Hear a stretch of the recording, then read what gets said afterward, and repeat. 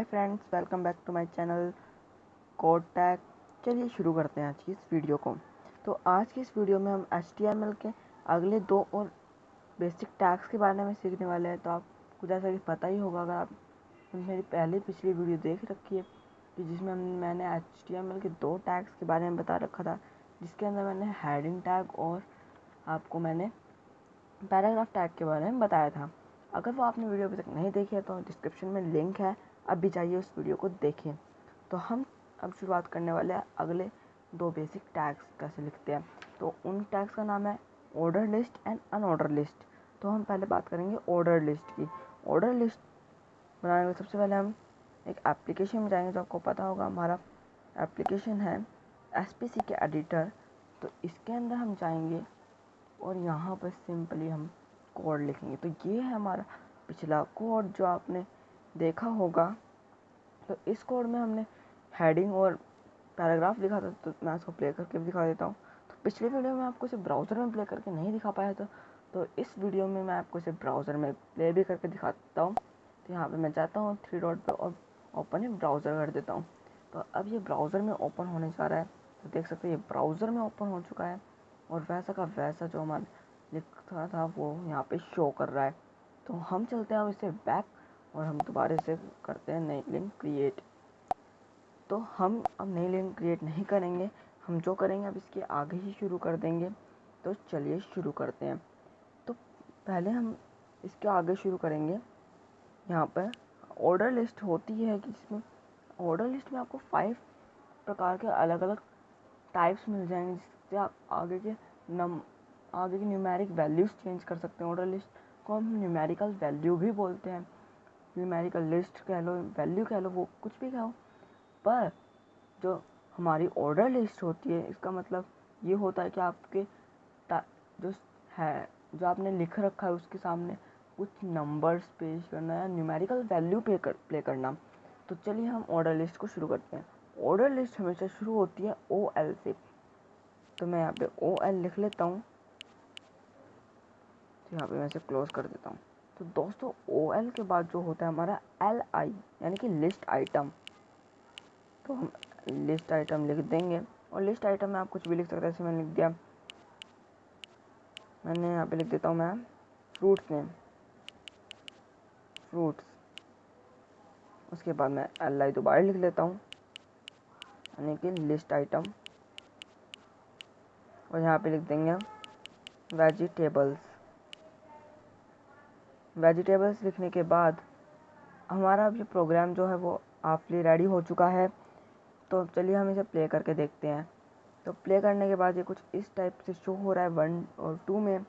पर ये हमने अभी तक इसमें कोई टाइप नहीं डाले, इसलिए ये 1 और 2 में शो कर रहा है।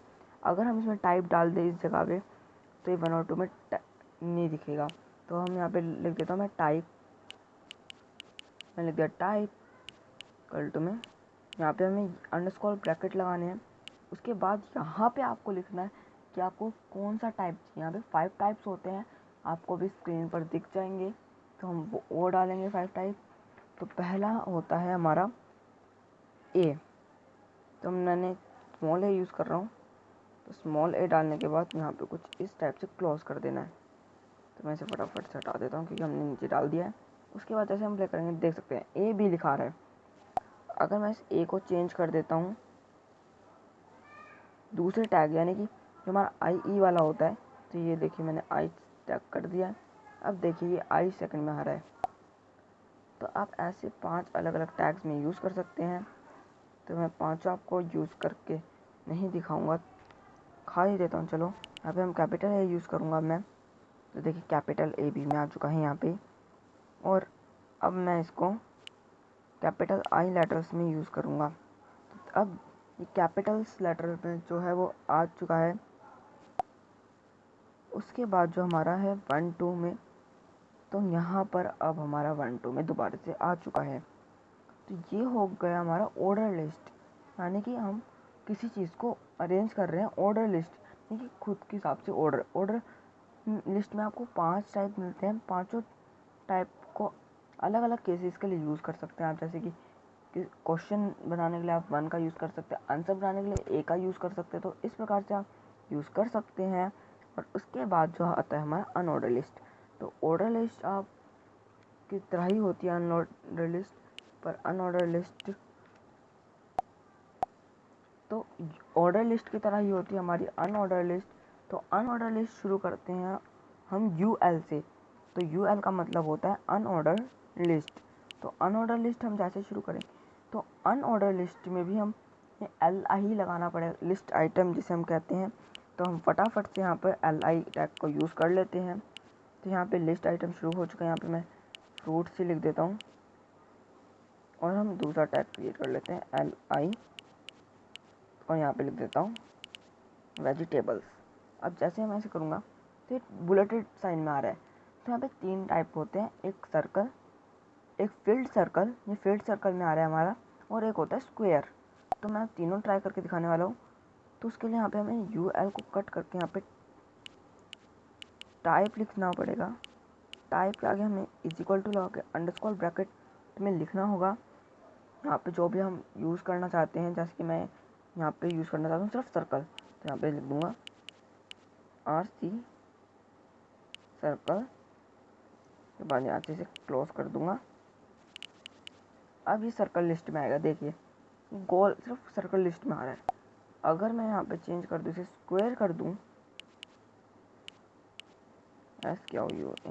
स्क्वायर कर दूँ, तो ये अब स्क्वायर लिस्ट में आ रहा है, स्क्वायर आ रहा है इसके सामने। तो यही है दोस्तों आपकी अनऑर्डर लिस्ट। तो अनऑर्डर लिस्ट और ऑर्डर लिस्ट आपको उम्मीद करता हूँ अच्छे से समझ में आ गई होगी। अगर आपको नहीं समझ में आई तो मैं आपको डिस्क्रिप्शन में मैं इनके डाउनलोड इनके नोट्स दे दूँगा, कुछ नोट प्रोवाइड करवा दूँगा और फिर आप उससे देखकर भी सीख सकते हैं। तो हम चलिए अब बढ़ते हैं हम नेक्स्ट टाइम की तरफ। तो हमारा नेक्स्ट जो आ जाता है वो होता है हमारा डेफिनेशन लिस्ट। डेफिनेशन लिस्ट हमेशा शुरू होता है DL से, क्योंकि डेफिनेशन लिस्ट, तो डेफिनेशन लिस्ट होता ऑर्डर और अनऑर्डर लिस्ट की तरह ही है, पर इसमें आप 1-2 टर्म्स एक्स्ट्रा ऐड कर सकते हैं। तो मैं आपको लिख के दिखाता हूँ डेफिनेशन लिस्ट। तो ये हो गया हमारा डेफिनेशन लिस्ट। उसके बाद यहाँ पर डेफिनेशन लिस्ट में आपको ज़्यादा कुछ टाइप्स देखने को नहीं मिलते हैं, ज़्यादा क्या एक भी टाइप देखने को नहीं मिलता है यहाँ पे।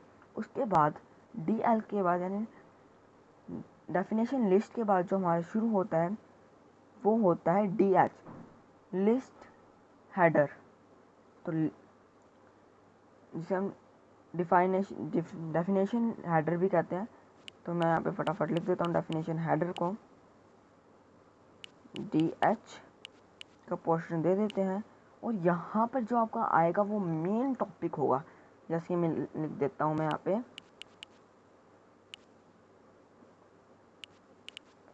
पे मैंने लिख दिया फ्रूट्स नेम्स। यहाँ पे मैंने फ्रूट्स नेम लिख दिया। तो ये हमारी हो चुकी है मेन हेडिंग। अब बढ़ते हैं हम DH की क्लोजिंग टैग हो चुकी है और अब है हमारा DT यानी कि डेफिनेशन टर्म। तो डेफिनेशन टर्म में हम वो चीज़ लिखते हैं जो हमें उसके अंदर लिखनी होती है। तो मैं यहाँ पर DT आपको लिख के दिखाता हूँ, यानी कि डेफिनेशन टर्म। तो डेफिनेशन टर्म में मैंने यहाँ पर लिख देता हूँ, जैसे कि मैं यहाँ पे आप लगा सकते हैं, जैसे कि मैंने लिख दिया यहाँ पे मैंगो, ये तो पहली बन गई। और अगर हम दूसरी बनानी है तो यहाँ पे मैं दोबारा DT का यूज़ करूँगा और यहाँ पे लिख दूँगा एप्पल। ठीक है, तो यहाँ पर जो है हमारा इतना हो जाता है। और जो है हमारा DD, उसका क्या मतलब होता है? तो दोस्तों DD यूज़ होता है आपको एक और लिस्ट क्रिएट करने के लिए, जैसे कि मैंने DH का यूज़ किया था मेन हेडिंग डालने के लिए। जैसे कि मैंने लिख दिया फ्रूट्स एंड वेजिटेबल्स नेम। अब हम यहाँ पे यूज़ करेंगे DH, तो फ्रूट्स एंड वेजिटेबल नेम हो गया। उसके बाद जो हमारा DD होता है उसको हम इसके आगे यूज़ करना होगा हमारा सेकंड, यानी कि डेफिनेशन होता है इसका मतलब डेफिनेशन डिस्क्रिप्शन DD उसके बाद यहाँ पर हम फ्रूट्स नेम लिख देंगे, फ्रूट्स नेम्स। अब ये हो चुका है फ्रूट्स नेम आपका कंप्लीट। और यहाँ पर मैं दोबारा डी डेफिनेशन डिस्क्रिप्शन लिख दूँगा।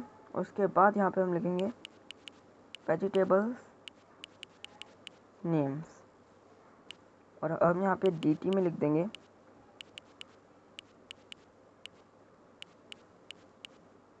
पोटैटो।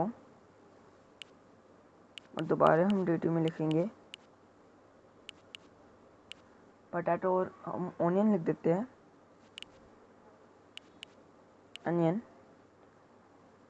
और अगर हम इसे प्ले करते हैं तो देख सकते हैं यहाँ पे फ्रूट्स एंड वेजिटेबल नेम करके यहाँ पर आ चुका है हमारा। और उसके बाद यहाँ पे fruits name mango, Apple, vegetable name potato, onion. तो आप इस तरह से कुछ डेफिनेशन का यूज़ कर सकते हैं। तो मैं आपको शुरुआत से सिखा देता हूँ, एक बार शुरुआत से बता देता हूँ क्या क्या किया है हमने इसके अंदर। तो यहाँ पे मैं एक बार हेडिंग डाल देता हूँ सबके लिए। यहाँ पे मैं पुराना भी रिवाइज करवा देता हूँ। यहाँ पे हम H3 डालूँगा, यानी मीडियम हेडिंग है, ये ज़्यादा कोई इंपॉर्टेंट नहीं हेडिंग है। और यहाँ पे लिख दिया मैंने ऑर्डर्ड लिस्ट। उसके बाद यहाँ पर हम लिख देता हूँ मैं दोबारा H3 टैग का यूज़ करके अनऑर्डर ऑर्डर्ड लिस्ट। के बाद यहाँ पर हमारा ख़त्म हमने करना है, तो यहाँ पे हम लिखेंगे UL, ये वाला स्लैश डाल के UL कर देंगे। अब ये क्लोजिंग टैग भी बन गया। उसके बाद यहाँ पे हम एक और टैग क्रिएट कर देंगे, जैसे कि मुझे चाहिए H3 में मैं लिख दूँगा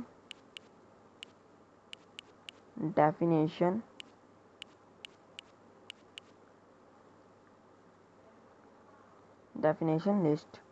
तो अब मैं आपको इसे पूरा समझाता हूँ।